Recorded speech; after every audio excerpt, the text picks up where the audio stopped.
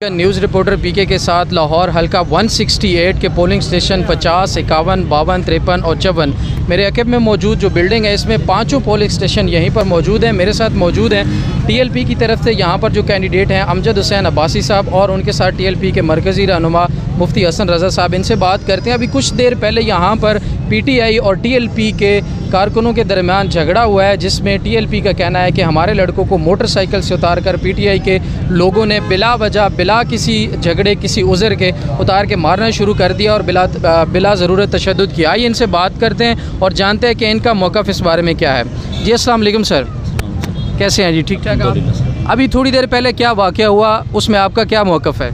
हमारे सर जो मेन ओहदेदार हैं सर, उनको पीटीआई वाले बंदे ने मोटरसाइकिल से उतार के मारा सर, और मार के फिर वो अपने कैंप की तरफ भाग गए। हमारा बंदा उसके कैंप के पीछे अकेला जा रहा था कि हमने इसने मारा है, इसके ऊपर हमने पर्चा देने। वो अकेला था पीछे, मैं इस चीज़ का खुद गवाह हूँ। उधर भी लोगों की मूवी बनी हुई हैं, उन्होंने मुझे भी धक्के मारे हैं। बाद में मैंने उनको बोला कि यार मैं पीटीआई तरीके लब्बैई का कैंडिडेट हूँ। उस वक्त उन्होंने मुझे छोड़ा है और मेरे एक बंदे को उन्होंने अच्छा खासा ज़ख्मी भी किया और कपड़े भी फाड़ दिए उनके। दूसरा समझ से बाहर ये किस तरह का फेयर इलेक्शन है। मैंने हालांकि जो हमारे आरओ साहब हैं उनको भी कॉल किए कि हजूरे वाला हमारे जो पोलिंग एजेंट है उनको अंदर से बाहर निकाला जा रहा है सुबह से, तो कुछ 4-4 घंटे तो हमारे पोलिंग एजेंट ही नहीं अंदर जाने दिए। तो ये किस तरह का फेयर इलेक्शन हो? अच्छा, इस वाक़या में क्या कोई एक दूसरे के साथ आपसी नारेबाजी चल रही थी या बिला वजह पकड़ के उन्होंने मारना शुरू कर दिया? सर अल्हम्दुलिल्लाह दोनों बड़ी जमातों को खौफ है कि तरीके लब्बैई छा गई है। मे बी ये उनकी इसकी वजह से उन्होंने कुछ किया हो, क्योंकि वो पोलिंग जितने हमारे ये बूथ हैं वो देख तो रहे हैं अपना रिज़ल्ट कि इनके बूथों पे रश क्या है और हमारे बूथों पे रश क्या है। इस वजह से उन्होंने किया होगा। रंजिश तो है, नाराबाजी तो लगा ही नहीं रहे, क्योंकि हम बिल्कुल किसी किस्म का हमें इस तरह की कोई हदायत नहीं है कि हम कोई नाराबाजी लगाएं। इस सारे वाक़े में पुलिस का जो किरदार है वो किस तरह से देखा आपने? सर जी 0/0 सर, उनके सामने हो रहा था सारा कुछ। मेरी डीआईजी साहब से भी बात हुई है, उनको मैंने बताया, कहते हैं जी ठीक है, मैं उधर से जितना भी हमला है ना उनको मैं बताता हूँ, वो इंशाल्लाह ताला आगे नहीं होगी इस तरह का मसला। उसके बाद इधर हमारी रेंजर भी आई हैं, उनको भी मैंने बताया है, कहते जी हमारा ये नहीं है मसला, ये आप पुलिस को ही बताएं, हम इस मसले में आपको कुछ भी नहीं कर सकते। जो वाक़या यहाँ पर हुआ है उसके बाद हालात जब कंट्रोल में आया उसके बाद अभी सही चल रहा है सिस्टम या अभी भी ऐसे खदशात मौजूद हैं? नहीं, खदशात तो जी जो नारेबाजी शुरू कर देते हैं ना जी, हमें छेड़ते हैं जी कि ये भी नारेबाजी लगाएं, ये इंतशार की तरफ खुद जा रहे हैं। ये हमारे साथ ही, हालांकि ये जो इनका नजायज़ दफ्तर है ये नजायज़ है जो इनको जो इन्होंने बनाया, तो उधर बार बार नारे लगा रहे हैं। तो उसकी वजह से मैं कितना का अपने कारकुनों को रोकूं, कैसे करूं?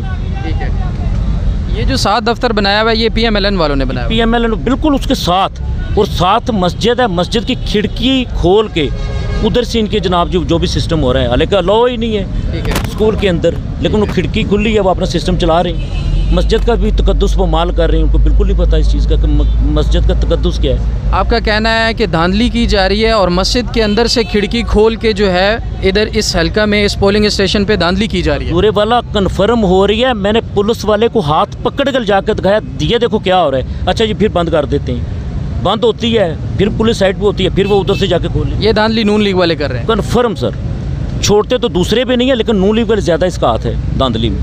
ठीक है मुफ्ती साहब, आप इस सब मामले को किस तरह से देखते हैं और आपका मौक़िफ़ क्या है? तहरीक लब्बैक या रसूल अल्लाह पाकिस्तान की एक बहुत बड़ी जमात है और पुरअमन जमात है। अल्हम्दुलिल्लाह। हमने नारेबाजी करनी भी नहीं है और हमारा नारा भी ऐसा ही है कि उसमें भी अल्लाह का नाम है और अल्लाह के महबूब का नाम है। साफ़ और शफाफ इलेक्शन वो एक ख्वाब और ख़याल था।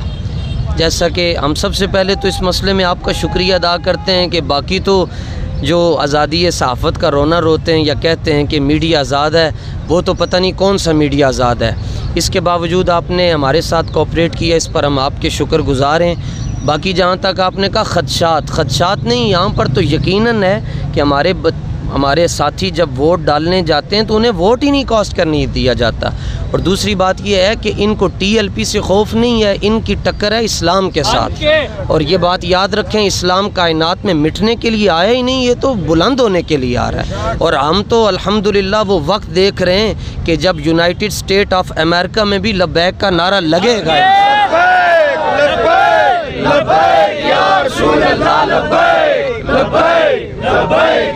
और मैं वुसअत ज़र्फ़ी के साथ और फ़राख दिली के साथ आपको सलामी अक़ीदत पेश करता हूँ कि आपने हमारी हक़ की आवाज़ को रिकॉर्ड किया।